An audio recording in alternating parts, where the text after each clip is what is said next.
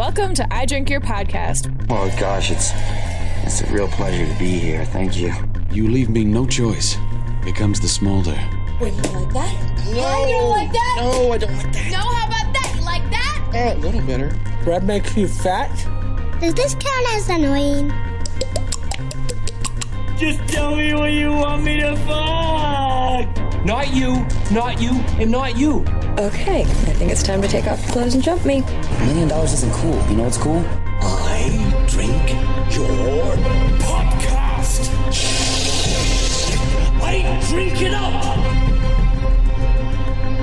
Welcome, everyone, to I Drink Your podcast. This is Emily, and I have some very wonderful guests with us. Ben, as always, is here.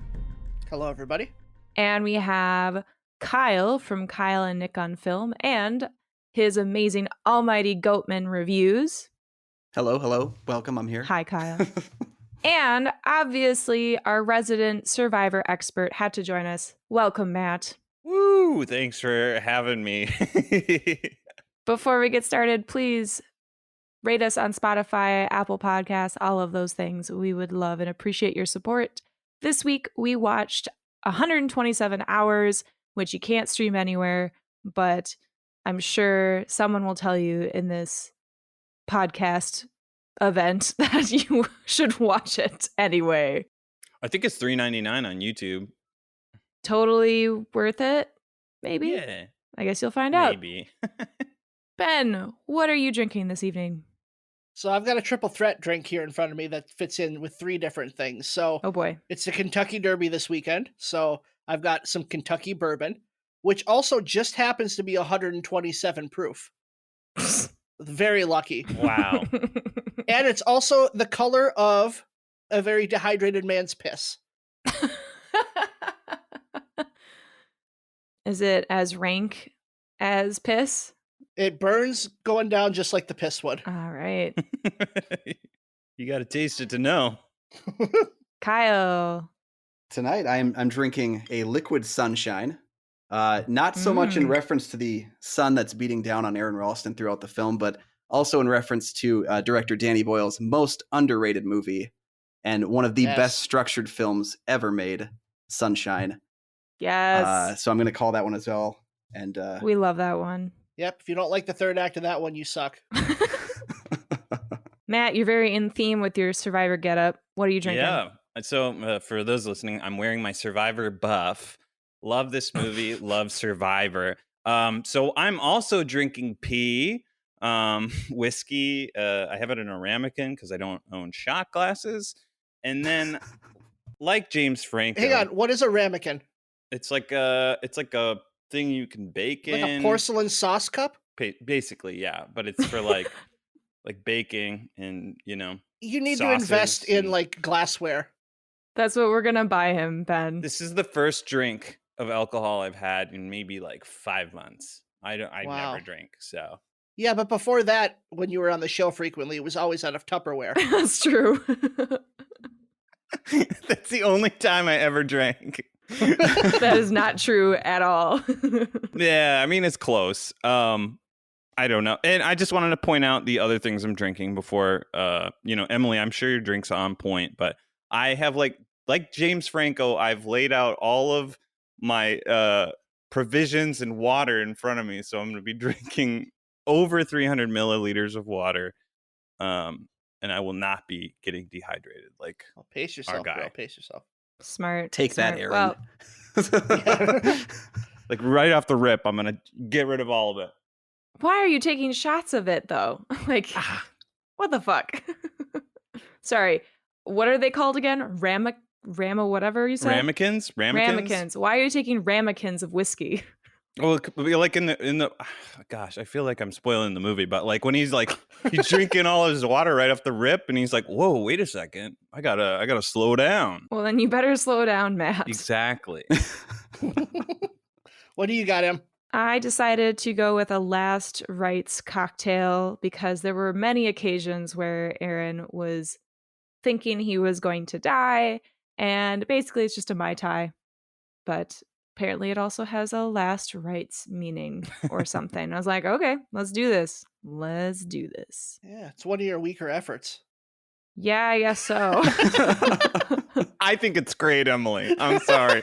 You know what, man? Everything is perfect to you. To be fair, Emily's drinking out of a glass, though, so. That's true. That's Look, true, I yeah. have glassware. Wow. Getting teamed up on. Kyle, thanks so much for joining us again. Why don't you tell us what's been going on with you and Kyle and Nick on Film? Kyle and Nick on Film just celebrated its first 100,000 views, which was a huge deal for Wow. us. This 2022 has been an amazing year for our show. I just feel like every single day I'm surprised by the number of people that have engaged with us online, our growing community, which has been great. So yeah, big thanks to everyone who's listened to the show, watched the show, and who engages on it. Because I think my favorite part about doing any of this kind of film talk is talking with other people about it. It's so boring to just be by myself with my thoughts, yelling into a void. And it's for the best. My wife says I can't talk with her about movies anymore. So I have to bring that somewhere else. Yep. So yeah, the show's been great. We're currently upgrading some of our audio equipment. Trying to just kind of bring out the best in our show because we have such amazing voices and we want to get those to the people.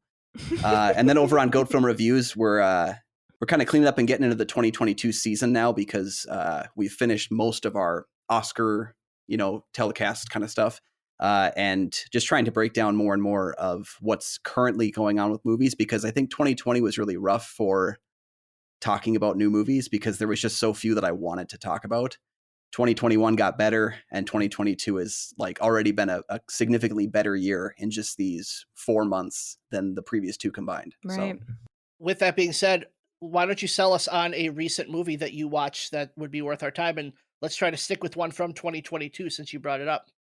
well, I know one of you's already seen this movie, maybe two of you, but I will say the single best experience I've had in the theater all year has been Everything Everywhere All at Once.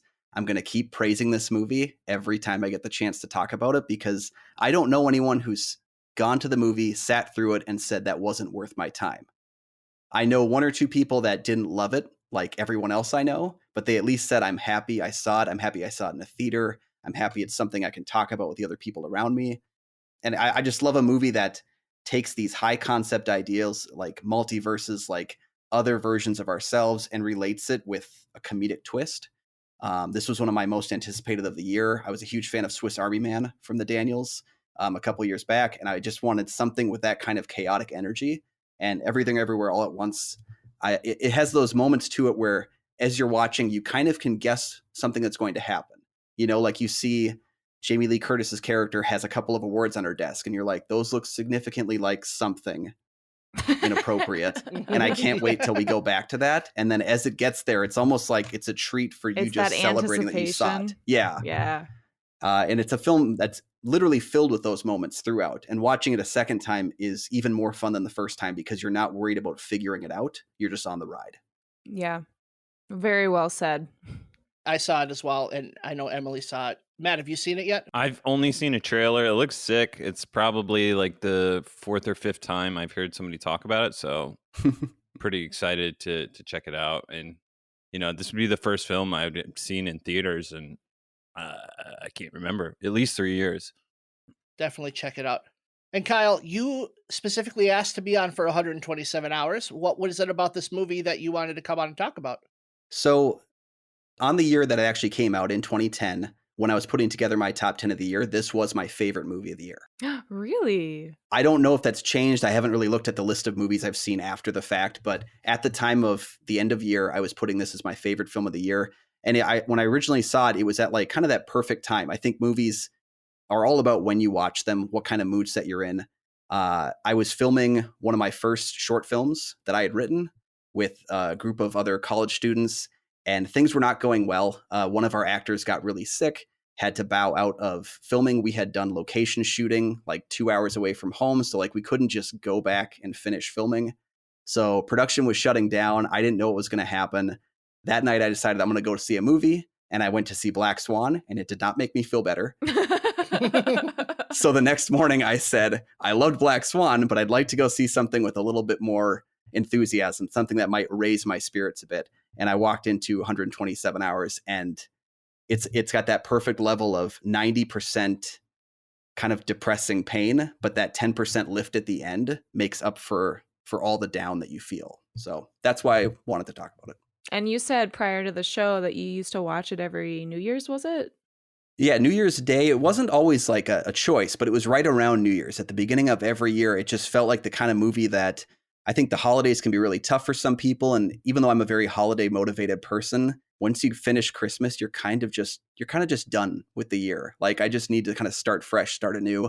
And that tended to be like my movie of choice sometime in early January to just kick off the year and, showcase that anything going wrong with the end of the previous year, it doesn't matter anymore. We're surviving. Versus Ben watches disaster movies to show that the world is a disaster and ending. That's fair. Mm-hmm. One year I did Braveheart on the 1st, and then my wife always does Bridget Jones's Diary, so I have to kind of offset that one a little bit. But maybe I'll try Disaster this year. Do Moonfall. Oh, you couldn't pay me to watch Moonfall again. No. Again? Oh, no. Well, we did watch 127 Hours this week, and 127 Hours was nominated for 6 Academy Awards, including Best Picture, Actor for James Franco, Adapted Screenplay, Film Editing, Score, and Song. Good morning, everyone. It is 7 o'clock here in Canyonland, USA. Hey, Aaron. Mom still has not heard from you. Will you just call her, please? I'll talk to you soon. And this morning, on the boulder, we have a very special guest, Aaron Ralston! Oh gosh, it's a real pleasure to be here. Thank you. This movie was directed by Danny Boyle, who was also the director of Trainspotting, 28 Days Later, a 2007 favorite of this podcast, Sunshine, and just before this, Slumdog Millionaire, for which he did win Best Director. And starring in this movie, and the only person we're going to specifically call out their backstory on, is James Franco. He gained early fame for starring in Freaks and Geeks before being cast as Harry Osborn in the Sam Raimi Spider-Man trilogy and starring in Pineapple Express. There are other people that you would recognize in this movie. You've got Kate Mara, Amber Tamblyn, Lizzie Kaplan, Treat Williams. A large cast of, some of them lineless parts, like very little spoken from some of these characters, but they do play a pivotal role for the main character. But before we dive deep into this movie, Emily, you had not seen it, but you did have it spoiled for you. Yeah, fuck you, Matt. Earlier on this show, actually, Matt was talking about how excited he was to rewatch this movie, and I knew it was a true story. I knew it was something about rock climbing. I knew it was some sort of disaster. Didn't know he survived. Didn't know his arm got cut off. So thanks, Matt. I'm sorry for spoiling a movie that's 12 years old. I know. That's my bad. Yeah. I mean, I should speak more like around things, but I just, sometimes like you're like, oh, this is common knowledge about this, even though it's not, so. I think it was common knowledge. I've just been, under a rock. Hey. Oh, too soon. To be fair, though, the trailer for the movie back when it was coming out was all about like, this is the event you're coming to see. It's a little morbid. It's kind of like telling you, welcome to the car crash. You're going to see it take place. But the trailer was selling it on like, this is how he survives. Really? And I think we haven't seen much of Aaron Ralston in the last couple of years because back in 2015, he and his girlfriend were arrested for assault charges. Right. That were cleared. And then we just haven't heard anything of him in the past like 7 years. So I could see how his story might not like resonate with you. Wait, so they were both arrested together for assaulting someone else? Yeah, there's very little that I found out about it. They were both arrested for assaulting each other, and his charges were dropped, and then he didn't show up to her court date, so her charges were dropped. I don't know. That might not be all the details, but that's what I was able to discover, and then we just haven't heard anything else about it. Yeah, I really can't wait to talk about how the ending of this movie made me laugh, because not a few years later he got divorced, and that's just like the saddest thing for me to laugh at, but I can't help but giggle. I'm surprised he didn't see that in his prophetic visions. Yeah, well, you could tell it was all bullshit because he didn't have a vision about his daughter, because he sees a son in the movie, and in real life it's a daughter, so he had to know it was all bullshit. Sure he has a son. Well, he had the son with the wife, and then he had the daughter with the girlfriend after. Good job, okay. man. So he didn't see the girlfriend or the other child, because that would have been very confusing if like the wife and the girlfriend were sitting on the couch. Yeah. Yeah, he's like, I gotta hack my arm off. Like, what's going on over there? It makes so much more sense now why there wasn't his wife there too. It was just the kid. Yeah, everything makes sense. Well, okay, Emily, what did you think this movie? I mean, did you have a guess at what maybe a deeper synopsis of this movie was, even though you knew the ending? No, unfortunately, I really knew that it was something about rock climbing, something about some survival disaster thing. And beyond that, I had no interest in seeing it because it just sounded like a bro movie, which, spoilers, it is. Whoa. But it's not a bros movie. It's a bro movie. There's just one bro.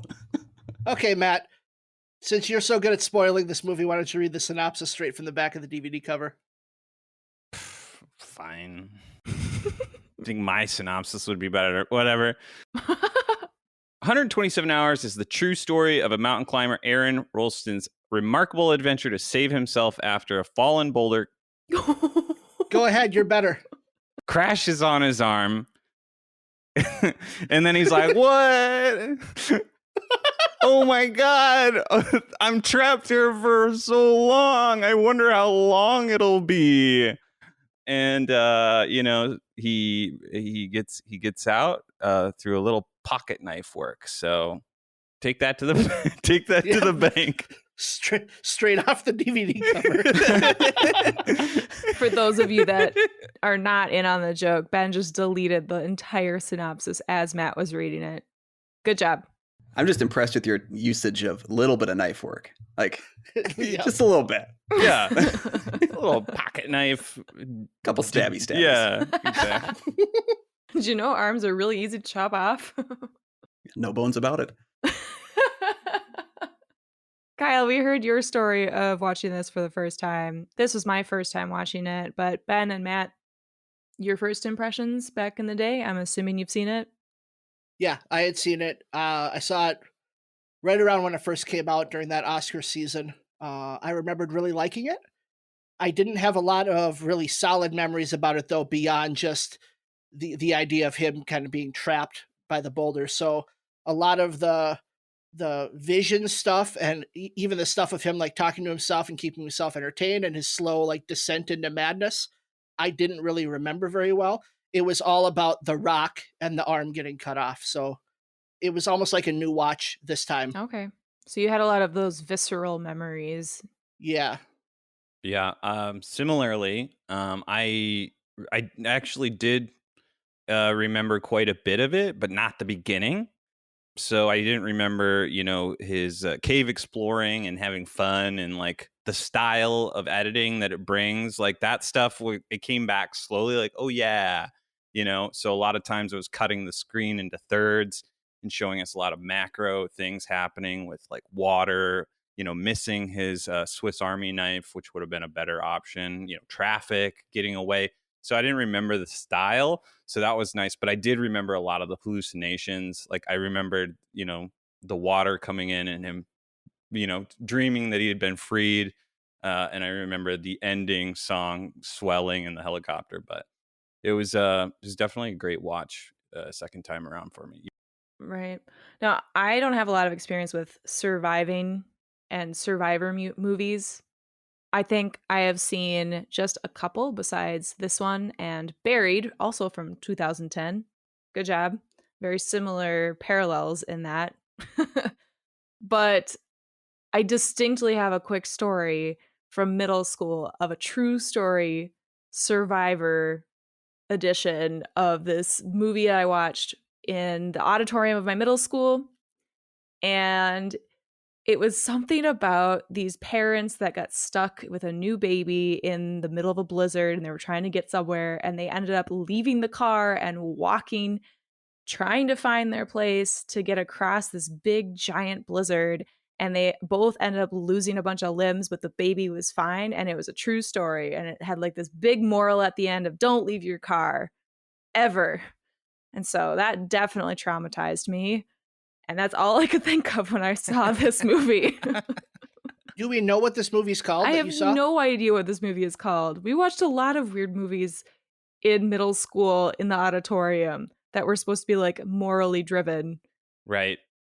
Do you guys know Arrested Development? Like the guy that they use to teach the kids, like who Always loses leave a his arm. You never leave the car. I think that's the part that ruins the ending of this movie is because they have that big title card up that says he never forgets to leave a note where he's going. And I'm like, oh, every time I watch it, I'm like, that's why you always leave a note. Okay, I did some quick Googling, and this movie that Emily saw, which we shouldn't be surprised, is a made-for-TV movie. Yeah. It's called Snowbound, starring Neil Patrick Harris. What? Yeah. Does he sing? Neil Patrick Harris plays the father of the infant baby. You gotta be kidding me. It's called Snowbound? It's called Snowbound. It is based on a true story. I told Doogie you it's Howser based. didn't know how to save his own life, or From 1994. Oh my God. That's the one. Wow. I'm having some serious hyperventilation happening right now, knowing that this is a real movie.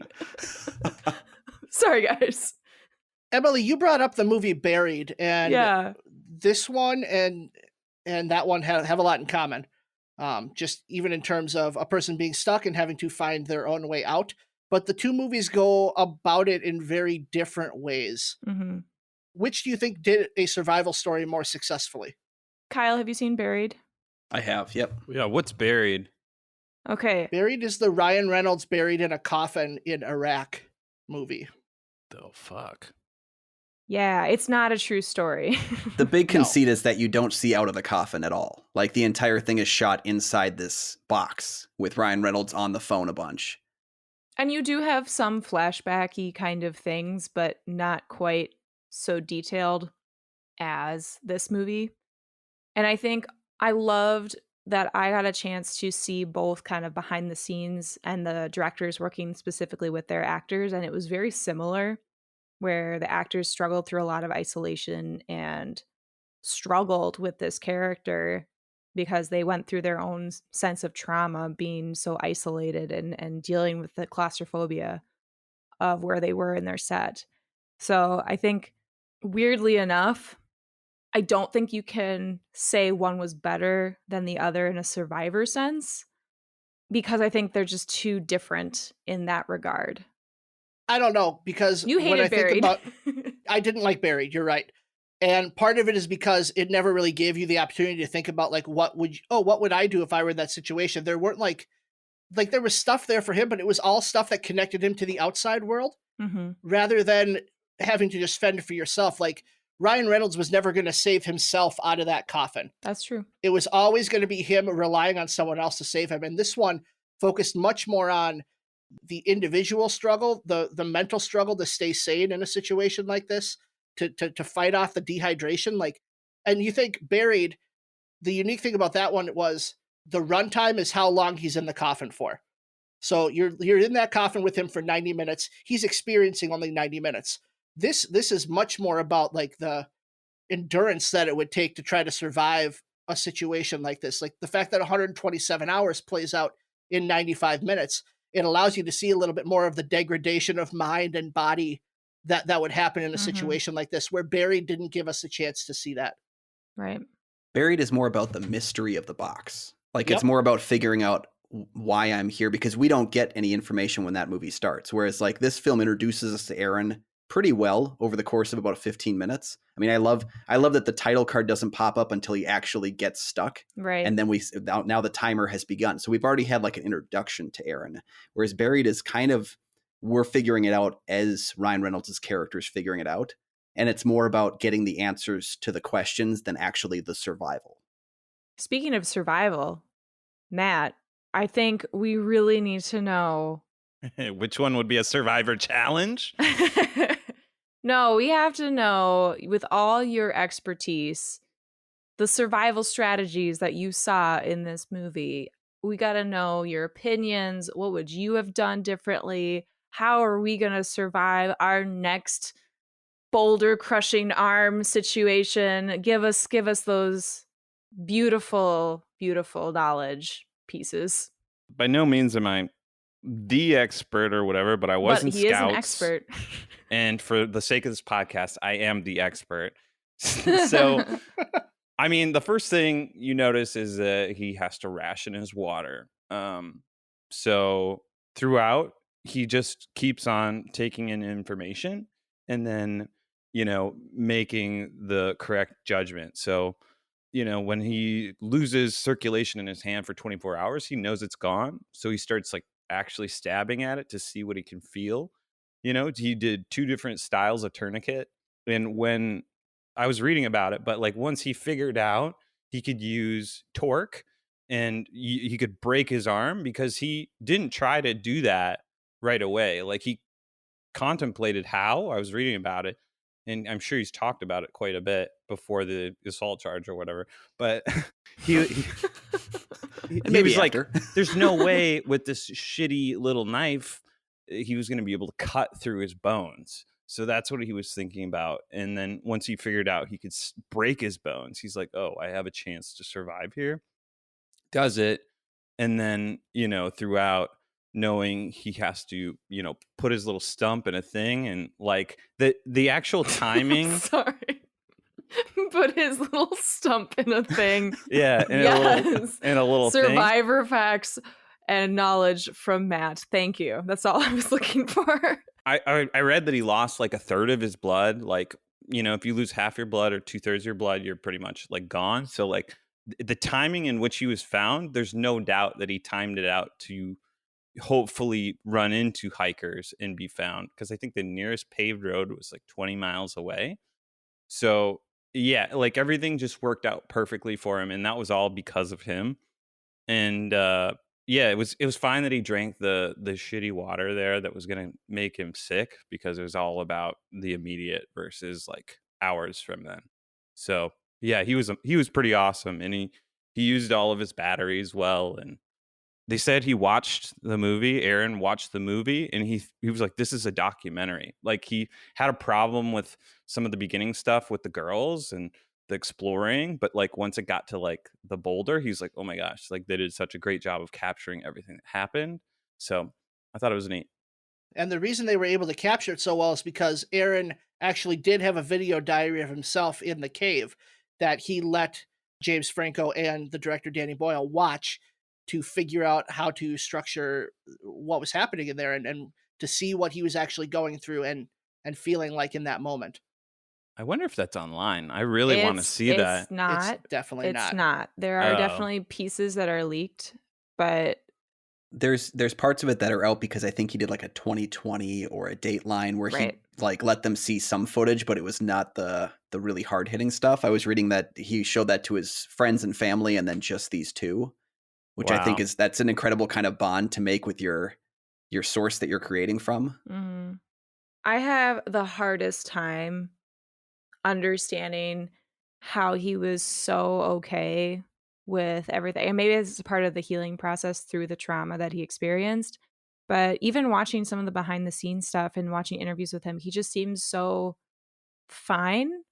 Watching James Franco relive this and do that. And so I guess me, as someone that struggled watching someone cut their fake arm off that looked very real, I guess props to him, but also, I don't know, maybe it's just cathartic for him to be able to experience it through an actor again. I don't know. Cutting his fake arm off, props to him. I'm loving this episode so far.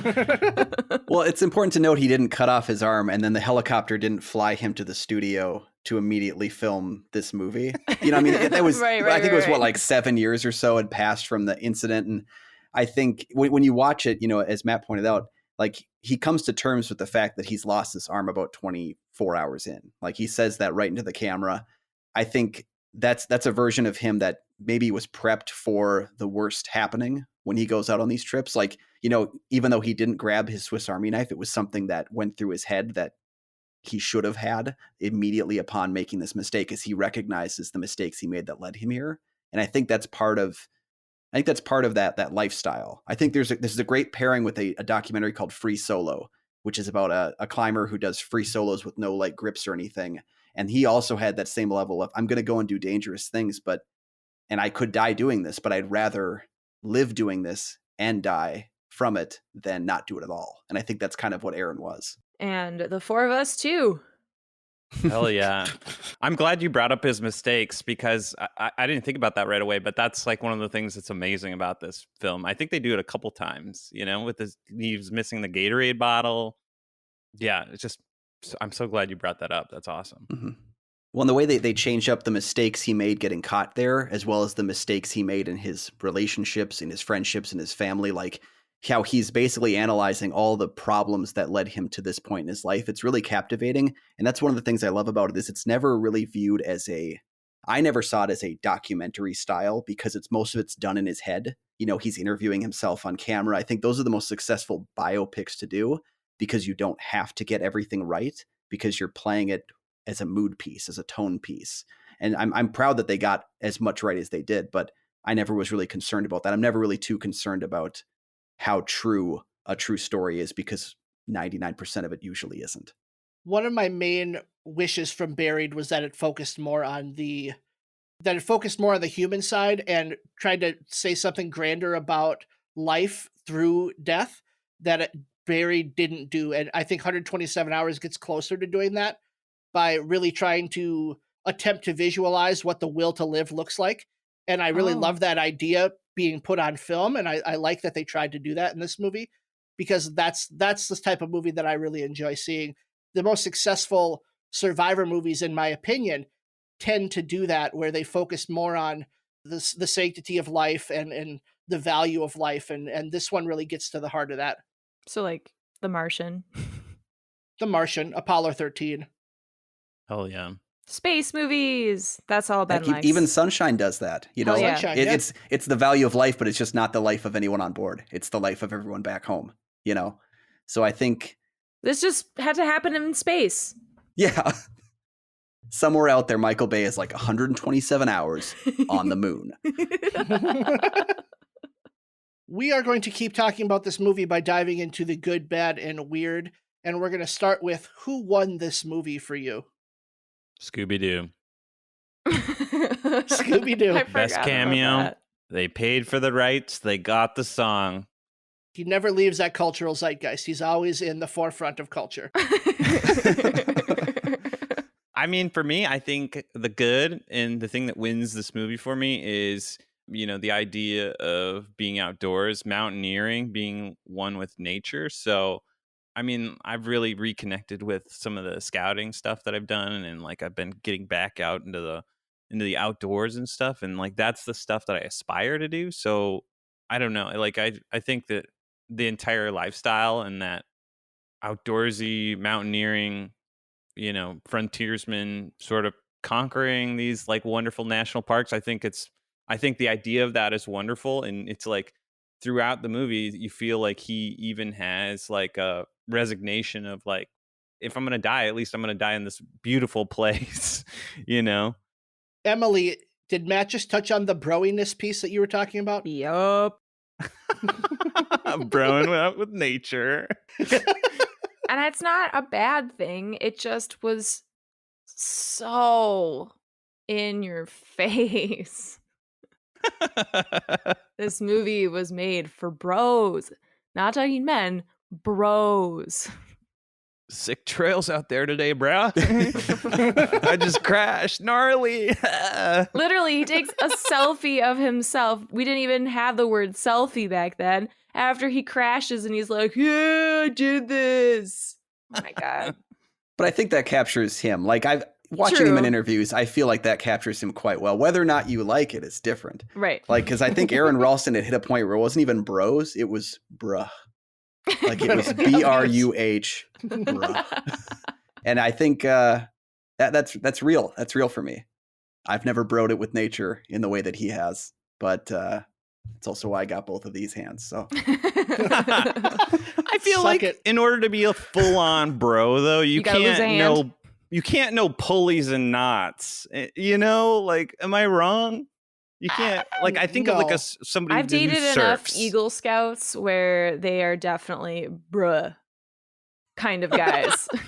I think bruh is it's a transcending kind of term, though. Like, because you can be an Eagle Scout and you can know all these pulleys, you can know all these tricks and trades, and then ascending that to bruh is when you hit a point where you have all these skills, but it's not about that. It's about showing off that you're out there. And then you have the stupid bros that want to aspire to be like, I'm gonna go be one with nature and not know what I'm doing and die because I'm an idiot. Oh my gosh. I'm gonna see this movie and just that be actually like, I'm happened. gonna go do this. Yeah. There was someone that read the book, The True Story Between a Rock and a Hard Place, which is what this is based on, of course. Someone read the book and went out to the area where it was, slipped and fell, hit himself on the head, and I broke a couple of bones and like basically had to crawl back for survival.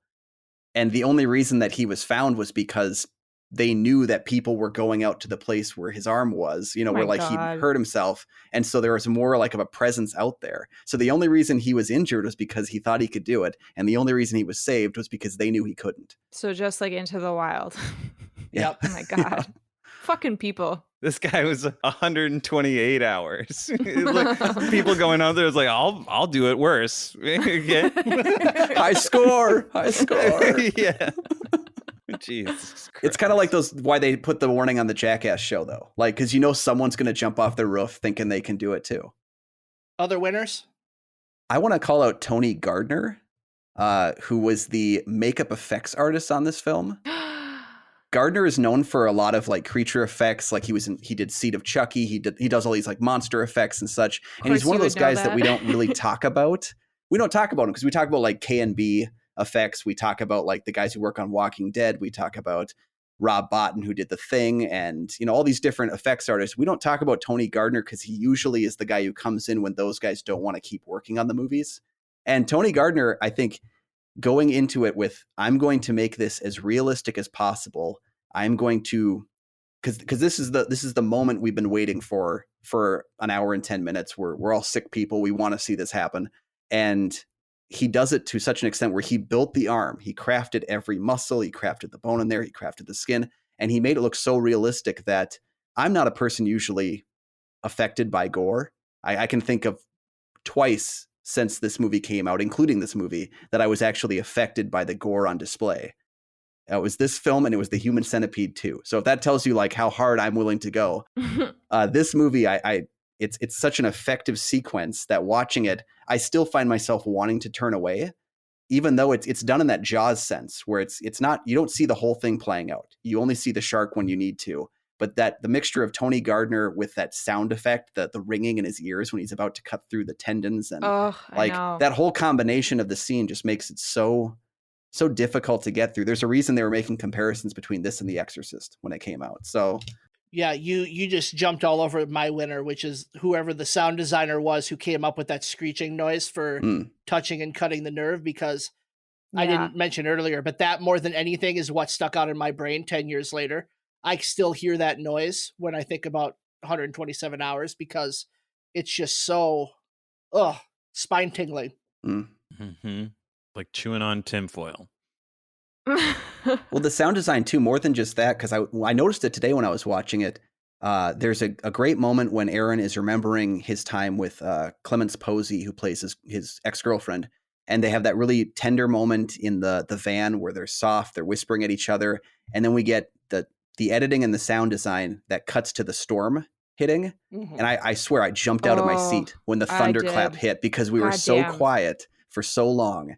And then that hit me and I knew it was coming and I still wasn't prepared for it. I leaped out of my seat. My cat woke up and ran out of the room. Like neither of us was ready. I did not know that was coming. And my sister was making a bunch of noise walking past me. So I turned it up real loud so I could hear what they were saying to each other. And suddenly I almost shit my pants. So, I'm glad that you brought up the prosthetics and the arm. I thought that was probably the best thing I saw on the movie. Just really high admiration of their work on that and the research they did to make it look as authentic and real as possible. But I also really wanted to call out just James Franco and Danny Boyle working together. I felt was such a success. And I know that I've already talked about how just like when I see a director, and I said this on Barry too, when I see a director actually doing something, I understand what a director does. Otherwise, I'm like, I don't know what they do. They just like say action and cut a lot. But watching him interact with James Franco and work with him and get stuff out of him was incredible. But also James Franco, like working with that partnership and seeing that progress, and then seeing the movie as well, all the pieces lined up for me. And I thought that was probably the best thing about it besides the prosthetic arm. Any other good we want to call out? Favorite scenes? Okay, I loved the interview scene. Yeah. That was like my all-time favorite scene. You know, I really loved the hallucination scenes when it came to kind of the climax at the end, where he's just kind of about losing hope prior to him seeing his quote-unquote son. I loved how that was edited. It was the one time I actually liked the split 3 screens panels. Sorry, Matt, I hated it in the beginning. It's fine. But it just, as Ben said earlier, that descent into madness, but not quite losing it all the way, trying to get through it with humor. But there are still those subtle nuances of real intense horror of, oh shit, I'm not getting out of this, I'm going to die. And knowing now that it was all improv and this was not anything related to the real Aaron, this is just something that they decided to do, and James Franco ran with it. And it was honestly my favorite part. It reminds me a lot of the scene in Two Towers where Smeagol and Gollum are having the argument, in the way it's cut even. Yeah. But the editing in that scene is really good because it really ties the two performances together between what we're seeing from a newscaster and then the Aaron Ralston character. So great performances there to create those two unique characters, but then also editing it together in an effective way. That was also my favorite scene in the movie. They rarely ever tell you exactly what's happening, you know, where he's talking about the missing persons report, when it's going to get generated, how long he's got left. So you rarely get that spelled out for you, but it's almost like he's realizing it at the same time. So that scene works so well. And, you know, I mean, like, as bleak as it is, that scene is a lot of fun.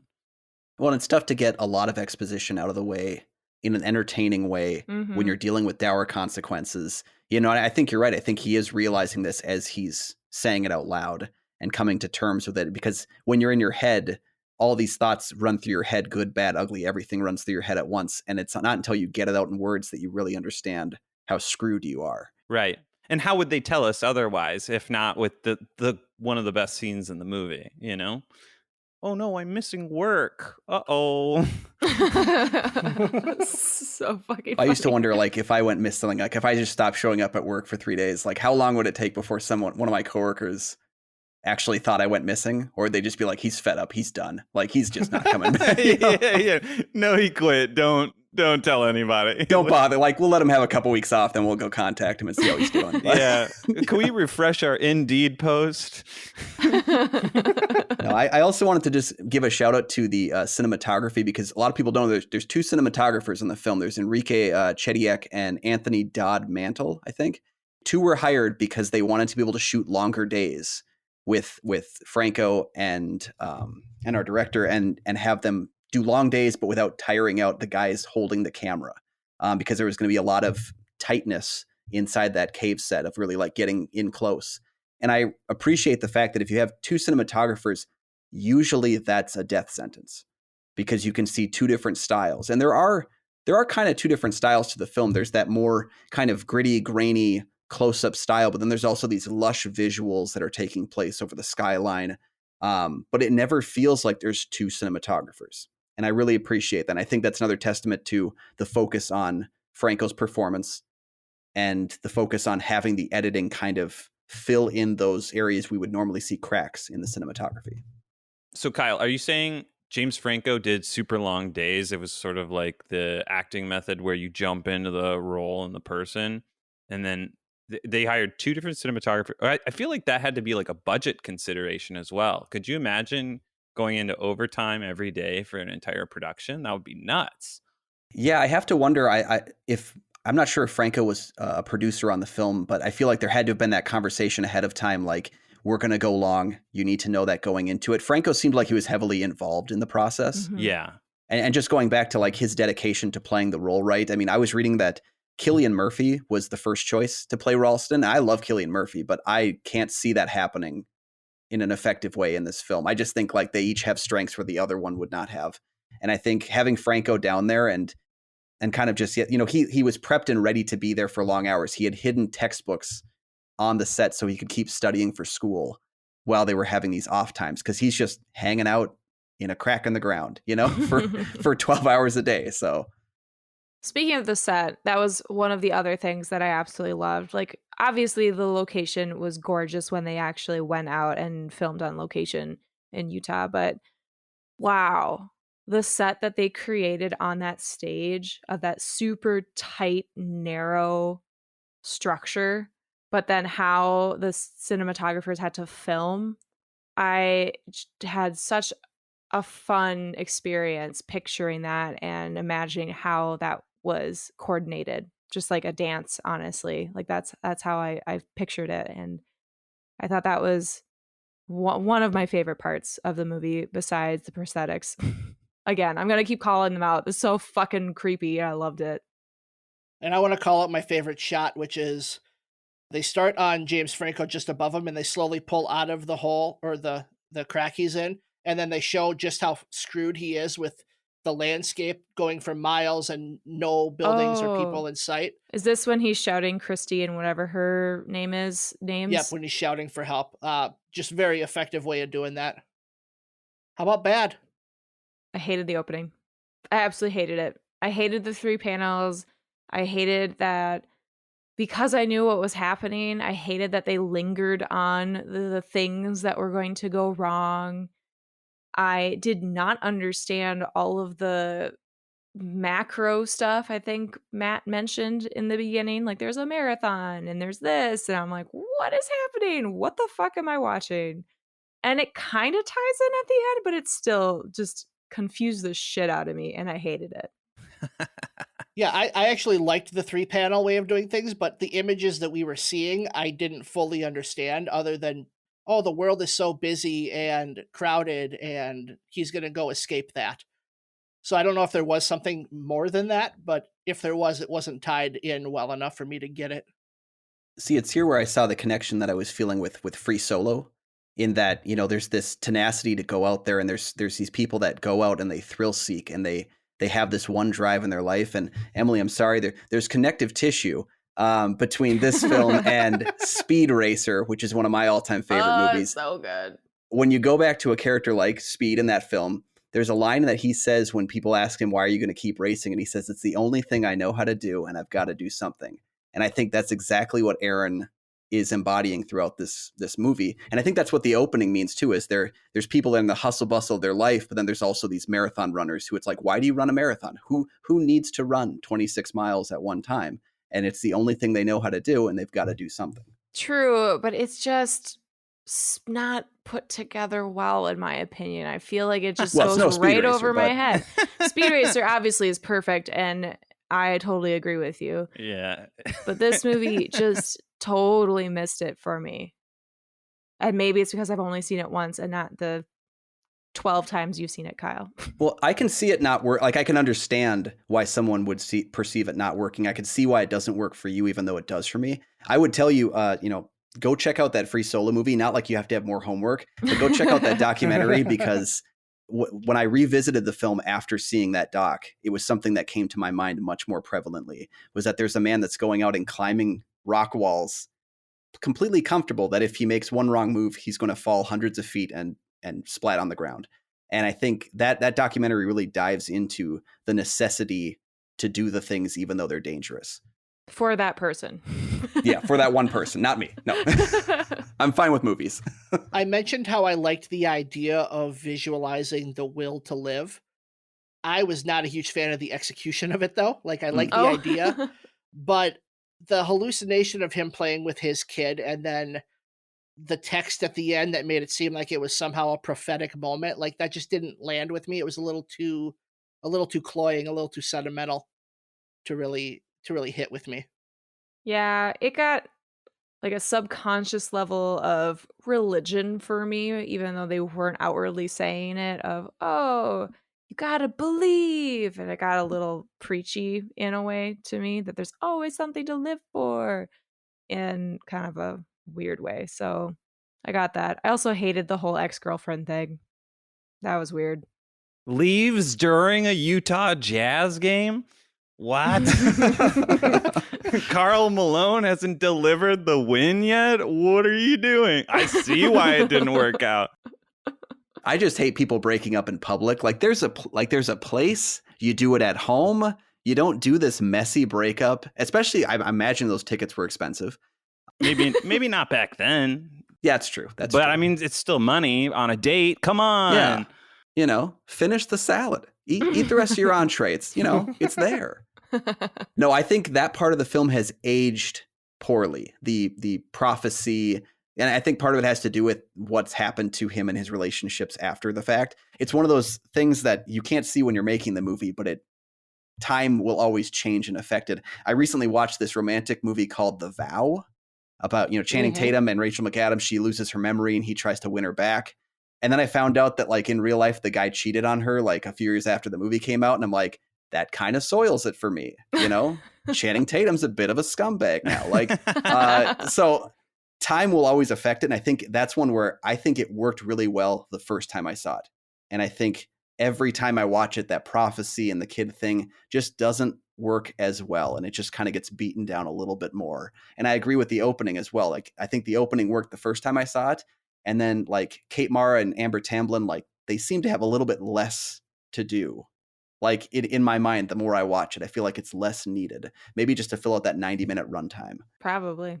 Yeah. I want to ask all of you guys though, like what would be a good reason to live though? Like, I mean, if not to like visualize your future offspring, like, like does he, I mean, he is a bro. Does he like start thinking about like, oh, I have a hard seltzer in my fridge at home and I can't wait to crack it open. Like, like what's... he's all about adventure, right? Like, wouldn't he want to go on to the next adventure? I'm not talking death. Like, that's not what I'm getting at. The last great adventure. That adventure in the clouds.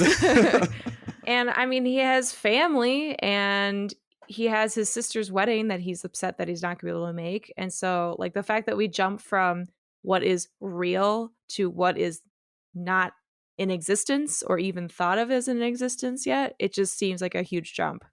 Okay. Yeah, there's certain moments that I appreciated his regret being one of the reasons that he wanted to live, like missing his sister's wedding. I also think about when he's talking about the terrible multi-tool and then he turns to the camera and says, not that I'm blaming you, Mom. Like when you see this, you're going to blame yourself because you bought me this crappy Christmas gift, which I've gotten a lot of those in my life. And now I know they can't save me. But I just think to myself, he wants to, maybe part of him wants to live even just so that his mother doesn't blame herself for that moment, because now he regrets recording it. And he's like, I have to, part of him, not the whole part of him, but just part of him wants to live just so he can kind of prove that wrong. Yeah. I wonder if he returns her calls now, in real life, because that would soil the movie for me. As if he just didn't answer the phone anymore. Yeah. He did it for a few months and then he's like, fuck it. I'm going to go mountaineering again. Like, there's a note on my door. Call the police. How about weird? Oh, wait, could I do, I didn't realize I was over for like the bad. The worst was his game. He's like, oh, I'm not a serial killer. Let's go climbing together. Like his game, like flirting. he was awful. Kind of game. Yeah, he was spitting shitty game. I don't know. I don't think he saw that as actual flirt. From Are you guys serious? He was definitely flirting. No, I think you're thinking of James Franco. Yeah. And not Aaron Ralston. Yeah. I'm talking about the character in the movie from the cavern scene. Like he was definitely spitting game. Because like there's no way he's gonna talk to like two of his bros like that. Yeah. He was definitely flirting. Sorry. Well, I think there was a little bit of that interaction because he did say, I think he said it was more fun jumping into the pool. Yeah, naked it's clothed. more fun swimming without our clothes on. Boys. But I think when he approaches, it's like he doesn't realize he has this terrifying like facial covering, which for 2020 may be ahead of its game. But but he doesn't realize that he's like that he looks like a The frightening Unabomber. stalker serial killer. Yeah. And I think part of that is that he becomes aware of their expressions. And that's why I think the scene doesn't always work for me as well, is because I can't tell what they're trying to convey. Matt, are you just mad that he didn't say, "What rock am I climbing, bitch"? yeah, that's what I'm mad about. That's the game you're talking Yeah, about. if he negged them, he's like, "Well, you're going the wrong way." And he started walking away. Like, wait, come back. I'd be like, this guy knows what he's doing out there. I'm just kidding. I don't know. Anyway, the weird. I got some weird. The ants that were all over him, I was very happy with them because I felt like they acted the shit out of it. But the ants did? Yes, they did. They were on his face. They were crawling all over his body. He was really annoyed by them. Great. Here's my problem. As I'm watching this, my mind suddenly went, wait, he brushed an ant away. What if it got hurt? And then I got really upset because I was like, there's no explanation about how no ants were harmed in the making of this film. And I got fixated on that. Did you watch the credits? Did they say something? They didn't say anything about it. Those poor ants. Those ants were digital, right? They weren't. Well, it's not Cannibal Holocaust, okay? They're not killing animals on the screen every 5 minutes. So yeah, nobody's editing together Ants the movie and this movie. Woody Allen being like, "Oh no." But for real, there was like the weirdest moment, and that's when he's cutting his arm and the kid is just sitting there watching him cut his arm off. There were 2 moments where it cuts to him and he's just sitting there like propped up all nicely staring at him, cutting his arm off. I'm like, what the fuck is this? Why? This is your motivation? Let me just saw my arm off a little bit more. At least he wasn't like, "You can do it, Dad." Yes, he's the first one of those characters to talk, and you're like, what? Yeah. Oh my god, like what? Besides Scooby-Doo.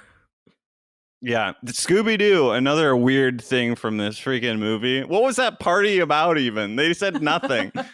Was it a child's birthday party? It sounded like they were just getting drunk with a Scooby-Doo. Like, what? Hey, that sounds awesome. At least Scooby didn't show up while he was cutting his arm off, though, and be like, "Row." Like, there are worse ways to use Scooby-Doo in your movie, I guess. But yeah. For me, one of the weird moments was because I know that the beginning was, expounded upon. There was no cave that he took them to. He just kind of like in real life, he just showed them some rock climbing tips and then let those 2 people on their way. So I'm curious, the moment that he sees the video feed of her in her swimming attire and he decides to self-pleasure. Yeah. I'm just confused as to what the point. Well, he stops thinks himself, about it. But I just think like it's an odd thing to add for the sake of adding it in the movie if it wasn't actually there. To be frank, I haven't read the book it's based on. I don't know whether or not he actually considered using precious energy on this task, but it's just an odd ad for me. James Franco and Danny Boyle know. Yeah, they do. I love that the 3 of you both were like, he thinks about it. And I'm like, yeah. Oh my God, stop. One of the weirds I have written down is the near masturbation scene. Yeah. Like, yeah. And I said, come on, like, we've heard of The Stranger, but this is taking it a little bit too far. Better get one more out with this right hand or else. No, my weird, though, is he's got the knife in him and it's touching something hard. And so he goes to figure out what it is by putting his finger into the knife hole to figure out that it's bone. What did he think it was if it wasn't bone? Like, how do you need to test that with your finger? I don't know. Maybe he was just trying to remove like chunks of bone out of the way. I don't know. But it wasn't broken at that point. There's not going to be chunks of bone. I was definitely paying attention to this movie. I kind of think back. This comes from my horror background, but I'm always a staunch defender of people doing stupid things in stressful situations. When I watch, like, one of my favorite franchises is the Saw franchise, and people do stupid things in every scene of every one of those movies. But it's also because they're told if you don't do something stupid, you're going to die anyway. When the blonde bimbo runs up the stairs in the slasher movie, I'm never shocked. I'm like, yeah, the door's right there, but you don't know what's in her head during this moment. Like, I think to myself, he was so deprived of energy, deprived of liquids, just kind of losing himself that he actually stabs himself kind of accidentally or without intention. So the fact that he just decides to fish around in there doesn't actually shock me too much because he already made a dumb call by stabbing himself without warrant. And then if he lost a third of his blood, Matt, how much of it did he then swallow? Because I swear he was constantly sucking down his own blood into his body. Yeah. I believe I read, I skimmed over a few articles, but I believe I read he was doing test cuts into his arm because he was thinking about the tourniquet and the amputation much sooner, but he was just like, the bone was the mental barrier. So I think that was like a test cut, but I mean, he was also sucking down blood. Vampire. Right. That's definitely a weirder part of it. This was a high point in the Twilight franchise, though. We were like 3 movies in, so I'm sure they were just trying to do a little bit of creative, marketing. Gotta get those young teenagers in. Yeah. Do they drink any pee in Twilight, or? I haven't seen the director's cut of the last one, but maybe. Well, if we don't have anything else, let's put a cork in this thing, and we're going to start with Kyle. Kyle, give us your final thoughts on 127 hours. So I think 127 hours perfectly capitalizes on the, like I said, 90% pain, 10% joy in a way that other movies that are supposed to be deemed as inspirational, I Look at You, Pursuit of Happiness, just can't accomplish. It's so difficult to broach the idea of a reason to live and also a reason to keep on living after an event. And I think this movie captures all of those elements, as well as looking back on one's life and seeing the purpose in it as well. And I think James Franco turns in his best performance of his career. I think it's Danny Boyle's, probably his best movie. I said Sunshine was unrated, but this one is his best, I think, in my mind. And I love it, and I think we should bring back more 90-minute Best Picture nominees. Completely agree with that, yes. Loved the runtime of this one. Let's go to Matt. Okay. Well, great Survivor movie as the Survivor expert. Man versus nature, I think it's up there with one of the best. And, it's almost as good as the CBS hit show Survivor with host Jeff Probst. So, very high marks for this movie. Matt, can you give us what season of Survivor is this movie if you're rating it? Oh, so this is an A+. So this would be season 37, David versus Goliath. Of Survivor. A+. Wow, Emily? Matt. This movie's too bro-y for me. It really is. I thought that there were a lot of amazing parts. I thought that, yes, it had an inspirational message, but it never really hit home for me. Very flat. Definitely not my favorite Danny Boyle movie, probably middle of the pack for me. I love Slumdog Millionaire, so that it's not nowhere near that. But I do appreciate all of the pieces coming together. It does have a really nice score going along with it. I enjoyed the film editing, even if Emily didn't like the 3-panel situation. And I think it is truly a great James Franco performance, up there with Pineapple Express for being among his best. Definitely one that I would recommend people to check out, especially since it's only 95 minutes. So you're not investing too much into this jaunty little movie. Yeah, quick, Emily, how many times could you watch this movie in 127 hours? No, I wouldn't. Oh my God, we're going straight into my game. Then we're gonna hold off on twits because you just tied perfectly into my game, Matt. Okay, great. You gotta be fucking kidding me. Shall we play a game? I despise guessing games. I have this great game. Makes you think and it helps your memory. Let the games begin. My game is called Estimating Emily. So 127 hours is a long time. So Emily, I'm going to give you a record. Could be a world record, could be a personal record. And you need to estimate the number if we were to extrapolate that record out over 127 hours. Okay? No calculator? No calculator. Fuck you. Estimating. And then Matt and Kyle, your job is to go higher or lower.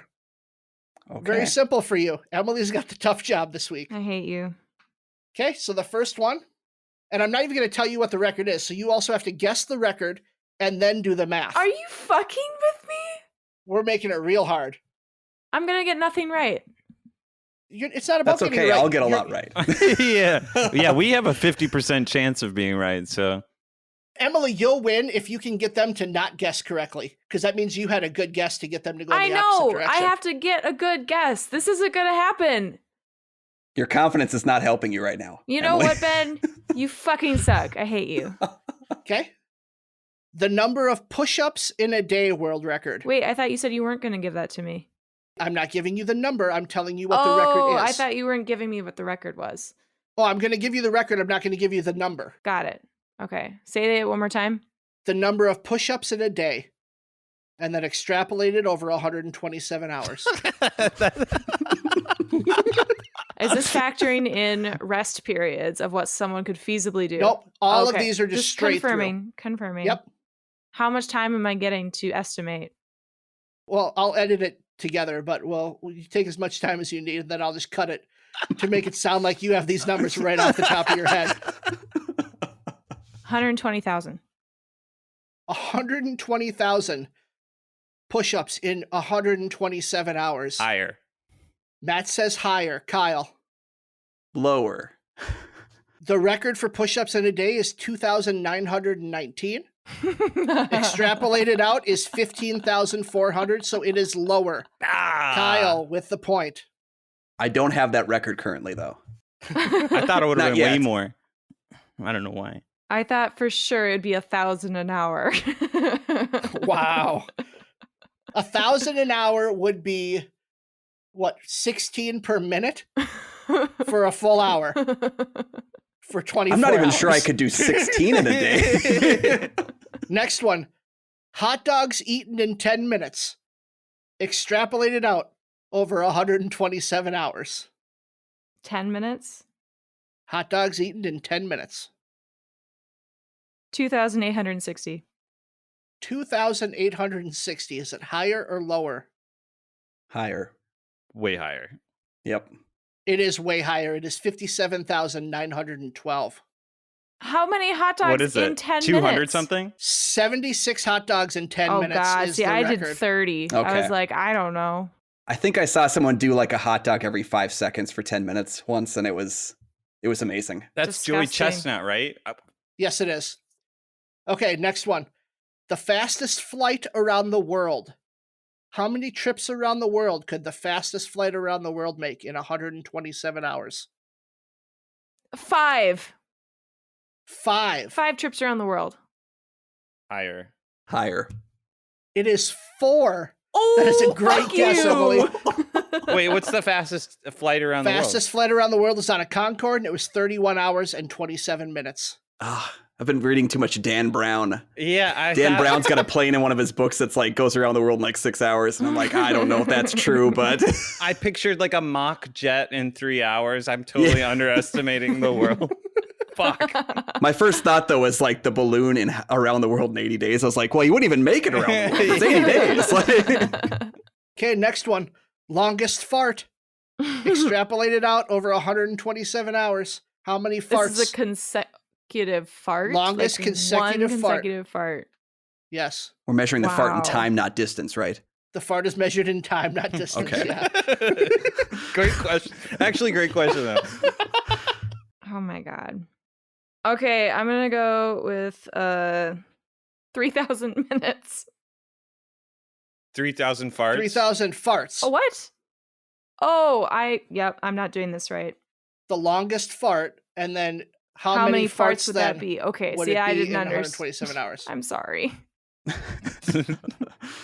You know what? Fine. I'm gonna do 2,000 farts. 2,000 farts. Is it more or less?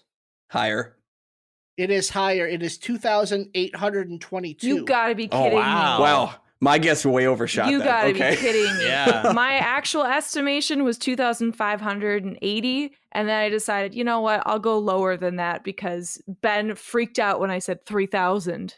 It's because you were so close. Wait, so does that mean the longest fart is longer than a minute?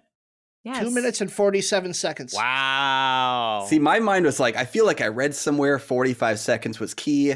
And then I was trying to think about like everything that went through my mind as a child. Like, Yeah, I thought a 1 minute long fart for sure, but I guess it's now that I think about it, it's a skill, you know, it's airflow. Okay, next one. Most golf holes walked, played in 12 hours. Oh my god. Walked and played. Yeah, so not using a cart, walking. Trying to picture the rich nerd that would try to do this. 13,000. 13,000. Is it more or less? Lower. I want to, my number I came up with would be lower as well, but I want to try to even the score. So I'm going to say higher. I think you're really close, Emily. It is lower. It is 2,667. Oh my God. I don't understand how you're doing this. I The literally record don't. in 12 hours was 252 golf holes played. Why? In 12 How am I hours. not doing this properly? I don't I'm a understand really what slow I'm golfer. doing wrong at this. Yeah. I literally don't think I'm sober enough to do math right now because I'm literally going, oh yeah, they walked at least 108 holes. Where are my numbers coming from? I don't know. I don't know either. That has nothing to do with math. That's just like sort of estimating. No, I know. I'm just saying after that, you said it was what, 200 something? You said 108 holes? Yeah. In 12 hours? Yes. And then you did 108 times 127? Yes. Why would you times it by 127 when he does 108 in 12 hours? Fuck you me. times it by See, 10. this is why I can't do this right now. I'm too drunk. I hate you. I'm so upset. Okay, last one. How many times Matt could have lost his virginity based on the length of his first time? Extrapolated out over 127 hours. 1,000,000. 1,000,000. Is it higher or lower? Higher. How dare you? No, I'm actually going to do this. I feel like I don't have the kind of information that I need, and I don't want the kind of information I need. I think you just need to throw a dart at the dartboard on this one. What if you were like, no, she's right on the money. And she gets a point, and we all feel shame. We are neither higher nor lower. How many times Matt could have lost his virginity based on the length of time of his first time? 7,620. 7,620. Are we going higher or lower? My numbers for 457,200. I was gonna go lower. I wanted to give him some credit, and I did 60 times 60 times 127. Okay, well, technically that was a trick question because Matt can only lose his virginity once. So lower. It's lower. Wow. Well done. That ramekin game must have made all the ladies. What's your favorite idea? Mine is being creative. How do you get the idea? I just tried to think creatively. Okay, let's jump into Battle of Twits. This week, questions were written by Matt. Yeah, they were. That's your punishment, you bitch. All right. I spoiled the movie you hate. So who's playing? Everyone's playing. Everybody but you. Everybody's playing. Okay. Number one, one of your opponents has been trapped in Blue John and has died being trapped by a boulder. They jerked off and they never got out. They were found with their pants around their ankles. Please give us a beautiful eulogy for them. Best eulogy wins. Kyle was a wonderful, wonderful person. He loved everyone and himself the most. And when times got dire, did he reminisce about those great horror movies? Yes. Did he focus on those really amazing moments in Saw? Yes. Did he complete himself while thinking about those moments of Saw? Yes. That's all we can hope for in his last moments on Earth. We love him and we miss him. That was beautiful. I really wish you incorporated he loved everything everywhere all at once. Just very touching. Okay, I've got one. Emily. Oh no. She died the way she lived, unable to get her rocks off. Oh my god. Okay, that's it. Yeah. At the end of the eulogy, you do a little head nod, like you're like very Ron Swanson, like eulogy complete. It was good. All right, so Ben lived his life like his hero Vin Diesel, a quarter stroke at a time, and always thinking about family. And always at odds with The Rock. Yes. We will miss him. We will not love him as much as he loved himself. But that's okay. And number 2, tell us about your famous secret. I just love, I put that in quotes in my writing, but tell us about your famous secret recipe for great tasting pee.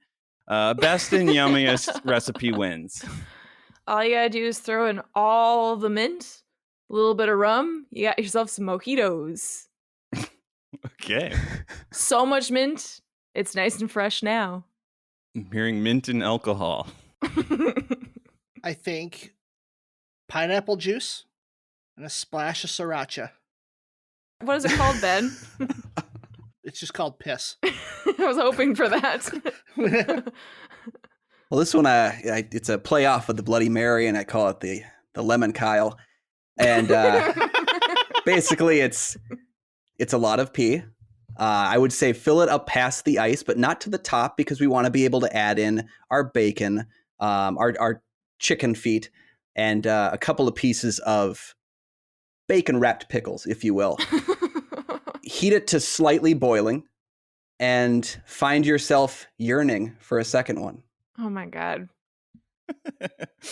I was a little upset that nobody talked about how it would be prepared in terms of like, where it comes, which farm it comes from, or, Did you not hear Lemon Kyle? It's definitely I used Kyle pee. in the name, and I ruined one of my boiling stock pots. But ruined? That's your new piss pot.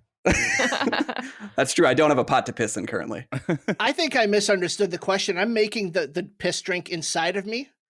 No, I'm saying I'm drinking the pineapple juice and sriracha and then peeing straight into my own mouth. Oh, no, that's not what I was. I just didn't know if like you guys are going to say like something like, oh, like make sure this person does this exercise. As I'm saying it, I'm grossing myself out. Yeah, but let's move on, please. Yeah. Anyway, I'd rather cut my arm off than continue with that question.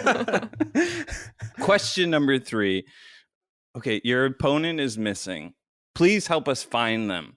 Their life depends on it. Where are they? How can we find them? Well, I have a simple enough answer here, because when I know Emily is going to eventually go missing, and when I need to find her, I'm going to step outside, walk as far as I can, every few seconds yelling, "Bro!" and wait for the corresponding, I'll eventually find her in a couple days. That cuts deep, Kyle. Yeah, it does. I'll find you, though. Accurate. Honestly, I think Ben will be found just sneaking into musicals. He'll just be not bar hopping, but musical hopping from musical to musical, and just sneaking in and trying not to tell anyone what he's doing so he can try to see as many musicals as possible. Like, I'm pretty sure this is an accurate thing of what Ben is planning on doing. Or he's at a casino and does not know what time it is. Yeah, that's definitely more likely. Kyle, I don't think he's not going to want to be found. So we'll look for about an hour and then just be like, he's in a better place. We'll check back 126 hours from now. Now let's all agree to never be creative again. You'd find me on a milk carton for sure. Because your parents, not because of us. So somebody would have just I would go missing at 36 years old, and somebody would give them a picture of me from 10 and be like, "Put these back on milk. I don't care if it's plastic." Kyle, thank you so much for joining us today. Really appreciate you coming and talking 127 hours. Why don't you plug your shit before you go? All right, cool. Well, you spent an hour listening to us, but you can spend another 126 over on my website, www.goatfilmreviews.com. You can also find Goat Film Reviews on Facebook. You can follow me, myself personally, at Twitter, Instagram, and Letterboxd at Almighty Goatman. And don't forget as well, you can also check out my show with Nick Polatichuk from the St. Paul Filmcast. We call it Kyle and Nick on Film, with new episodes Mondays, Thursdays, and Scary Movie Saturdays. Just the two of us hanging out for 20 to 30 minutes, riffing on our favorite movies from the past, or sometimes less than favorite movies from the past. And come over there and give us some suggestions, because there's millions of movies and only two of us. So Thank you again. And next week we'll chat the Spanish language film, The Secret in Their Eyes. Not one I've seen. Emily, have you seen it? Absolutely. No, of course not, Ben. Oh, well, okay. Kyle, before we go, in your best Daniel Day-Lewis impression, could you please end the episode by saying, I drink your podcast, I drink it up. I drink your podcast, bro. I drink it up. Yes. Excellent. Thank you so much. Like, follow us, rate, subscribe, share us with a friend or two. And you can follow us on social media at IDYP_podcast on Twitter and Instagram, or email us at idrinkyourpodcast@gmail.com. Thank you, everybody. Thanks, Bye. everyone. Thanks for having me.